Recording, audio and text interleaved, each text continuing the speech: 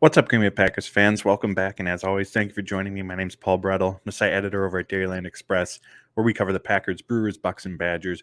I also have a new article out every Monday and Friday over at Cheesehead TV. And as it says at the bottom of the screen here, you can follow me on Twitter at Paul_Brettel. So I know the off season's here, and there's plenty of time to look ahead to at the salary cap, the draft, free agency, all of that. There's plenty of time to look ahead, and I've done it myself as well, both in these videos and in the articles that I've written. But before we turn 100% of our focus to what lies ahead, I wanted to take another look back at the 2021 season for the Green Bay Packers. Earlier this week, in an article over at Dairyland Express, I wrote about my 9 big things from the 2021 season for the Green Bay Packers. Now, if you follow along with these videos, you know that I have my 3 big things every Monday following the Green Bay Packers performance. So this is along those lines, taking a look back, trying to find the big picture items from the season. And admittedly, it was tough to do. I narrowed the list down to 9. There certainly could have been a lot more, but in terms of big takeaways, big ticket items, these were the ones that really stood out to me. So let's dive in. First up, Rashan Gary is the real deal. What an impressive season, and not just the numbers that he posted. 81 pressures, which was the second most among all edge rushers. He had 10 sacks, the most on the Green Bay Packers team. PFF also has a pass rush productivity metric, which basically measures efficiency as a pass rusher. He ranks 6th among all edge rushers in that category.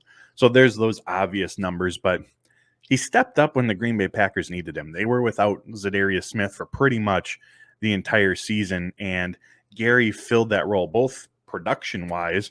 His 2021 season was somewhat similar to, or fairly similar to, Zadarius Smith's 2019 season, his first one here where he was an absolute monster on the field. But Gary filled a similar role as well in terms of responsibilities, moving inside against the run, rushing from the A gap. So just in general, the Packers really needed him to take a step forward in his development. That was true with Zadarius or without, but it became even more important to this defense once we knew that Zadarius was going to be out for an extended period of time. And Rashan Gary did that. It was a very, very impressive season, and the Green Bay Packers absolutely have something here with him. As a team, Green Bay was one of the best defensive units, defensive fronts at pressuring the quarterback this season. And we all know the game of football has changed over the years, of course, but ultimately it comes down to, can you pressure the quarterback? And Rashan Gary, along with Preston Smith and Kenny Clark, of course, but led by Rashan Gary, the Green Bay Packers were one of the best in football at it. And that was a big reason why the number of turnovers that created, but just overall the success that their defense had. So Green Bay Packers, they got an absolute player in Rashan Gary. Next up, Green Bay Packers special teams unit requires some major changes. Now, I know that's not groundbreaking news whatsoever, but what I mean by that is they fired Maurice Drayton. They're going to bring in a new special teams coordinator, but at this point, it's going to take more than a coordinator to turn this unit around in all likelihood. It's going to take an organizational shift in how they view the special teams unit. The reason I say that, it's not as if this special teams unit was really good or even functional before Maurice Drayton got here. Rick Goslin of Sports Illustrated, he has his annual special teams rankings. Over the last 9 years, the Packers have finished 20th or worse in 7 of them. They finished dead last 3 times. They haven't finished in the top 10 since 2007. For a decade plus, this has not been a good special teams unit. And it would be naive of us to think that bringing in a new coordinator is all of a sudden going to turn things around. It's going to take a shift from LaFleur to Gutekunst throughout the organization and how they view that special teams unit. The old saying goes, you get what you emphasize. And I'm not at practice, of course. I don't know what the breakdown or how much time they're actually spending on special teams, but we all see it with our eyes. It certainly doesn't look like enough. So how does that time allocated to the special teams unit need to change? In addition to that, there's a lot of young players on the special teams unit. We talk about all summer long how the best path for these young players to making the 53-man roster is going to be through special teams contributions. But with that youth comes inexperience. With inexperience comes miscues. when attacking free agency, not that I expect Brian Gutekunst to go open up the checkbook for a big special teams player, but if you're bringing in some depth at cornerback, for example, the fourth or fifth cornerback, maybe look for someone who has 500 career special team snaps under their belt just to get that experience out there. In addition to that, Matt LaFleur talked about this in his post-game presser, or the press conference following the loss to San Francisco, looking at playing more starters on that special teams unit. That's something that San Francisco did and ended up being a big reason behind their success against Green Bay. Of course, that comes with some downside, and we saw that in the San Francisco game as well with A.J. Dillon leaving with an injury. But Green Bay needs to value special teams more. The coordinator itself, like I said, to be very naive of us to think that one coordinator is going to come in and change everything, change the culture, and vault this unit into a top 20 group. Maybe, I hope so. Fingers crossed that that ends up being the case, but history over the last decade plus tells us that isn't going to be the case. It's going to take a shift from how Gutekunst builds the roster in regards to special teams. Matt LaFleur as a head coach as well. It's going to take a total group effort. And also, when looking for that special teams coordinator, there isn't any sort of cap hit that you have to worry about when you pay your coaches. Those don't affect the salary cap.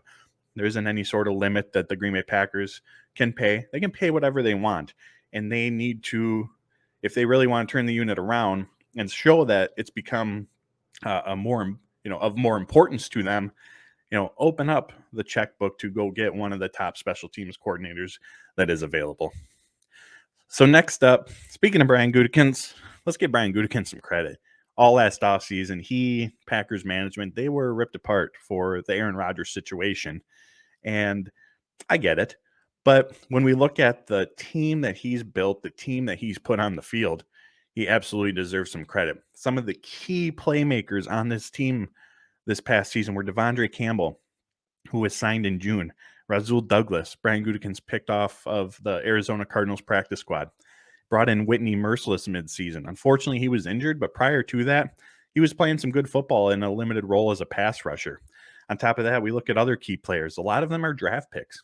Jair Alexander, Rashan Gary, who we just talked about, Elton Jenkins, finding Alan Lazard on the Jacksonville Jaguars practice squad, A.J. Dillon. There's a lot of this roster that Brian Gutekunst has put together. Is obviously Aaron Rodgers, Devontae Adams, they run the show, but the surrounding cast, and then the free agents signed. I forgot to mention them as well. The Smiths, Billy Turner, Adrian Amos. Brian Gutekunst has done an excellent job of building a Super Bowl caliber roster and filling in those missing parts with, in some cases, contributors, but in Devondre Campbell, Rasul Douglas, some legitimate game-changing type players. So let's give Brian Gutekunst credit for the team that he's put on the field the last couple of seasons. Next up, Green Bay Packers offense. They took a step back in the red zone, a big step back. 2019, they had the second most efficient red zone offense in football. 2020, they led the NFL in red zone touchdown percentage, scoring 80% of the time. 80%. The Green Bay Packers entered the red zone in 2020. It was basically a given that they were going to leave with a touchdown. This year, however, they took a big step back. They ended up finishing or ranking 19th in red zone efficiency. And that was actually up from where they were for most of the season. A lot of the season, they ranked in the 24, 5, 6 range, but they did finish the season well in the red zone, so it helped inflate their rankings a little bit. But this was not the same offense in the red zone by any means. And it's a big reason why, in terms of point per game, Green Bay was almost averaging a touchdown less per game this year compared to 2020. What are the reasons for this step back? As I always say, there's tons of them, and there's no one reason why, but the movement, the injuries along the offensive line didn't help. The offensive line certainly held up well, and we'll get to that in a second. But the run game, it wasn't as effective. The offensive line did have to be game planned for with the quick passing game. Missing Robert Tonyan, a favorite red zone target of Rodgers, didn't help. Cobb missing time wasn't helpful either, of course.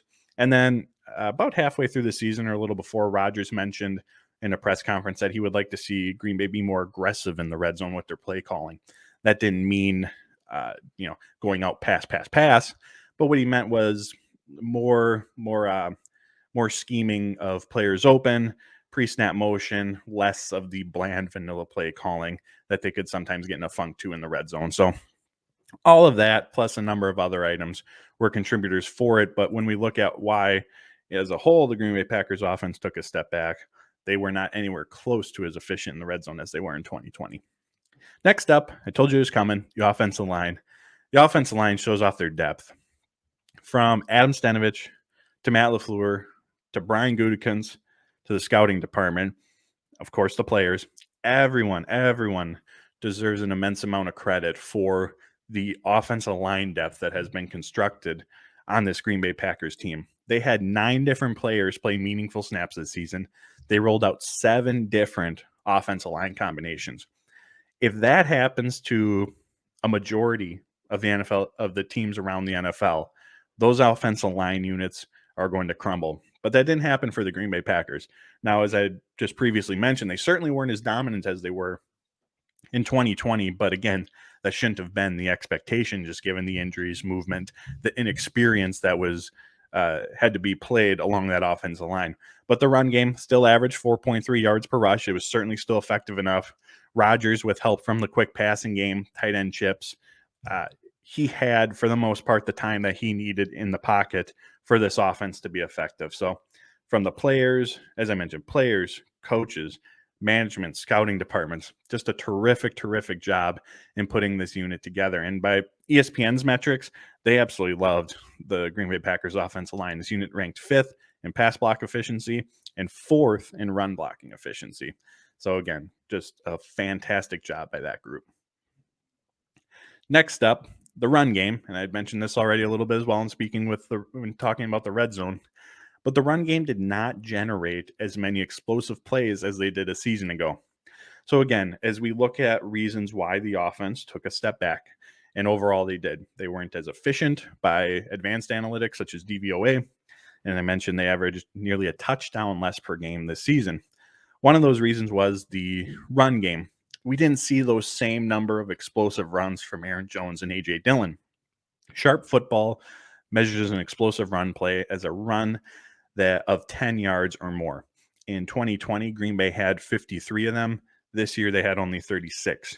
Their explosive play rate on the ground dropped from 11% down to 8%. Aaron Jones and A.J. Dillon were both fantastic at making plays when the blocking wasn't necessarily there. Both of them were among the best, I believe, both in the top 20 among all NFL running backs in terms of yards after contact. They were able to still generate a lot of positive yardage, which is why Aaron Jones still averaged 4.7 yards per rush. A.J. Dillon averaged 4.2, but as a team, we saw Green Bay go from 4.8 yards per carry in 2020 down to 4.2. And again, a lot of it has to do with the movement, the inexperience, the youth along the offensive line. So that, as we look back at why the offense took a step back, that was one of the big reasons why we didn't see that same explosive run game that Green Bay could rely on as they did in 2020. Next up, the defensive side of the ball. Statistically speaking, in a number of key categories, this Green Bay Packers defense was actually pretty similar to that of 2020. Whether you're looking at total yards per game allowed, points per game allowed, they were actually ranked 5 spots worse by DVOA. Yards per rush, third down defense. I mean, there's a lot of categories out there where Green Bay's 2021 performance compared to 2020 was actually very similar. Now, having said that, do I think this defense was better than the year before? I do. One big reason, they were very good at pressuring the quarterback. They were very good at, or opportunistic at, taking away turnovers.